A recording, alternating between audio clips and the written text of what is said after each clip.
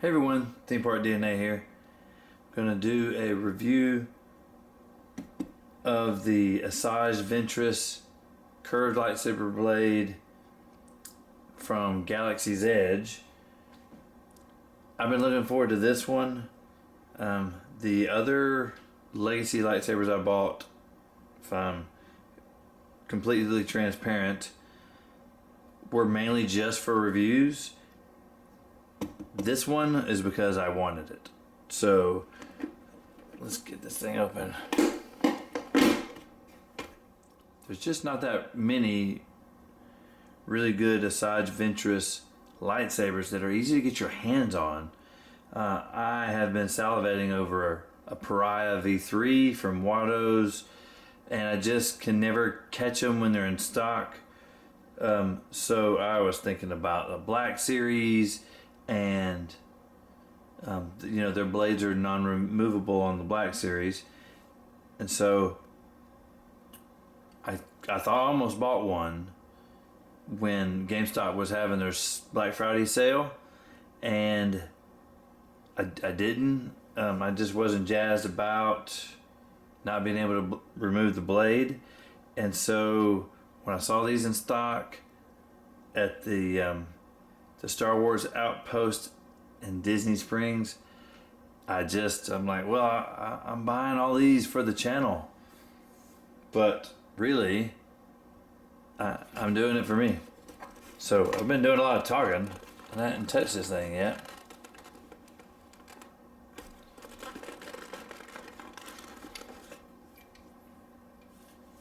Wow, it's got an impressive heft to it. All right, well, this is the one I've been most excited about, and I'm glad I saved it for last. So it comes with a connector so that you can make it a staff. Asajj Ventress in the Clone Wars can take her two curved hilts and make a staff out of them.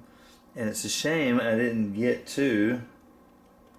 Oh wait, I did. And for anyone who looked at the thumbnail, you already knew that, but wow. Well, these look pretty good. I don't own the Black Series. Like I said earlier, I almost bought a pair, but I have looked at them, and I gotta say, I like this a lot better. That one is, the Black Series is kind of a mixture of plastic and metal, and this seems to have an all metal exterior, with the exception of there seems to be a plastic insert right here for this black section, but like it's just an insert over the top, and it would seem this is all metal, and then here where it's black, there's a little bit of an indentation, and then they've put a rubberized band over it. So you've got a great grip, still a lot of heft though. These look pretty screen accurate. I think, I'm going to run into some of the same problems with noise, but this is a pretty affordable option for an Asajj Ventress staff. So my first complaint, starting off at the beginning though, is the plastic cover tape wheel. Not a fan of the plastic cover tape wheel. Most of the Savi's cover tape wheels are plastic as well. Little bulky down here with the screw also, but I see why. I've got the 31-inch blades. I specifically got the 31-inch blades for these hilts. It's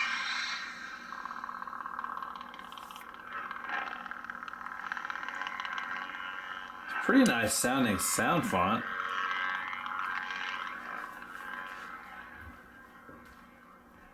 It's going to have some of the same things that people find negative with the other legacy lightsabers.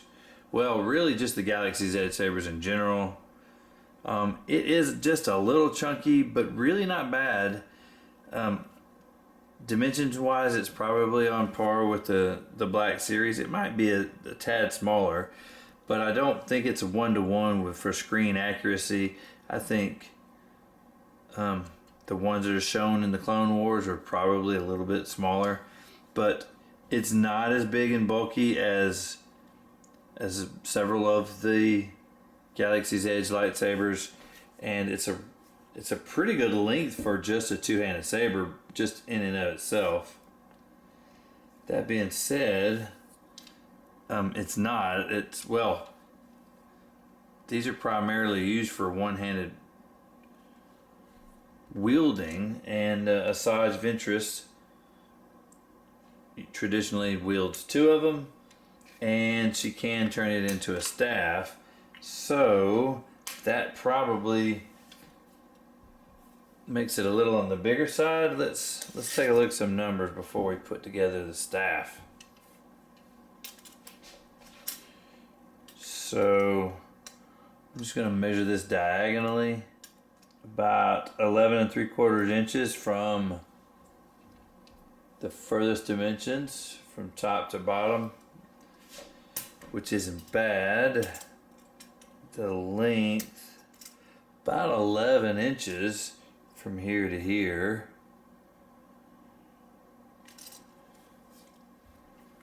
The width is mostly the same, about 1 3/4 inches, pretty standard, but this one's kind of has a rounded off square design.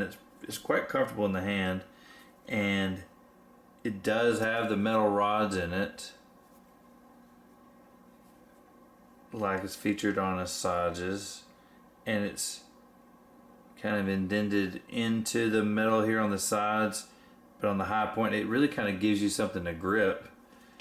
So up here at the widest section, it's shy of 2 inches, but if you include this guard right here, about 2.5 inches. Alright, so to remove the pommel, it comes, each one of these Asajj Ventress lightsabers comes with an Allen key and a connector.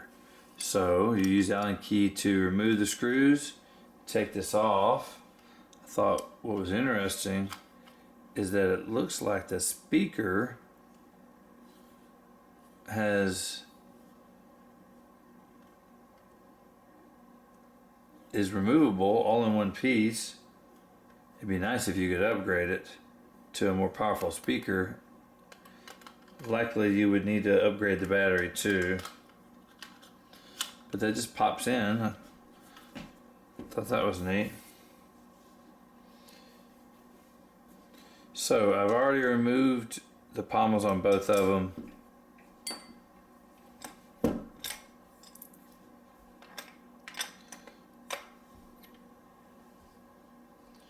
So you actually have to reuse the screws.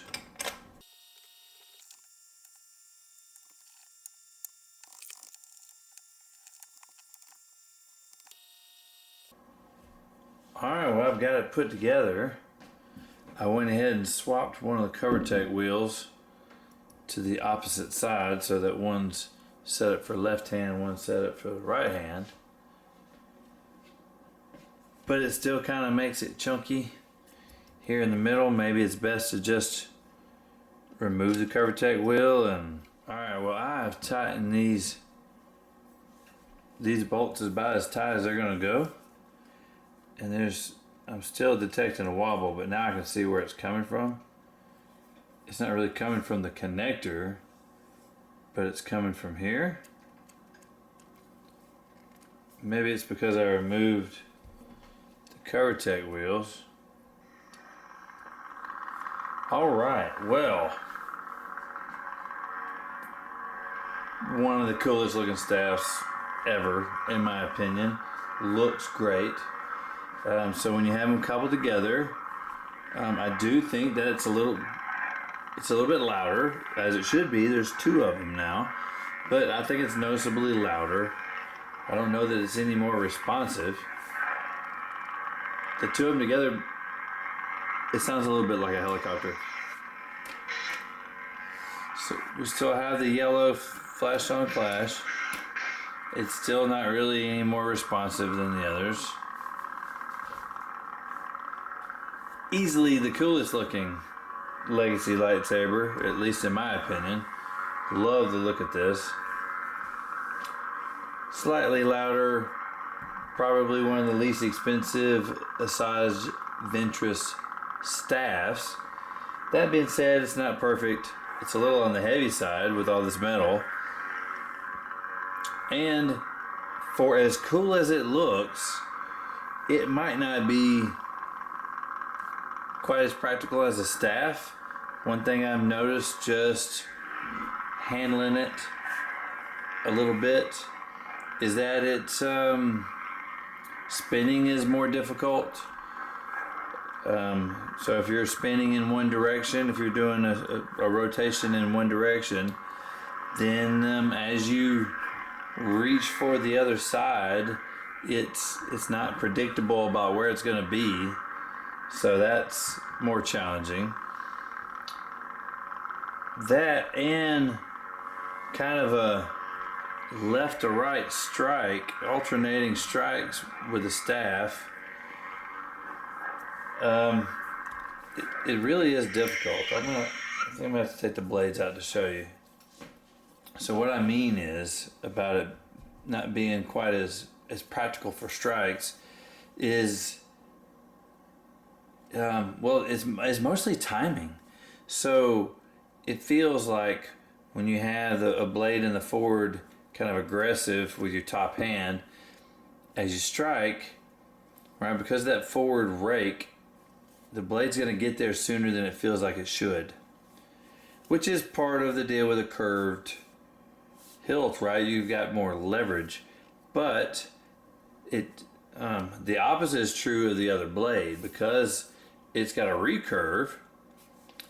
So when this blade feels like it would strike quicker than it should, the other side has a backwards angle, and so it actually feels like you have to go further to strike, and so it's very uneven, and so you can swap it around, and then the opposite is true.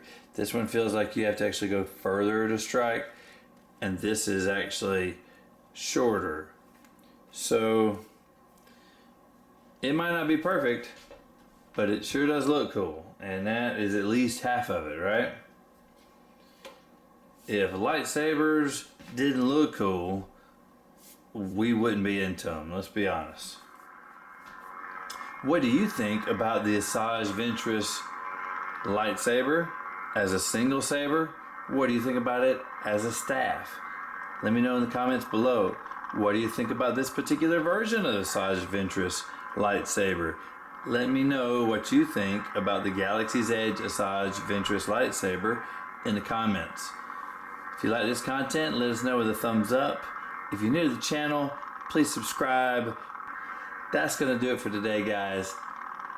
Thank you for watching.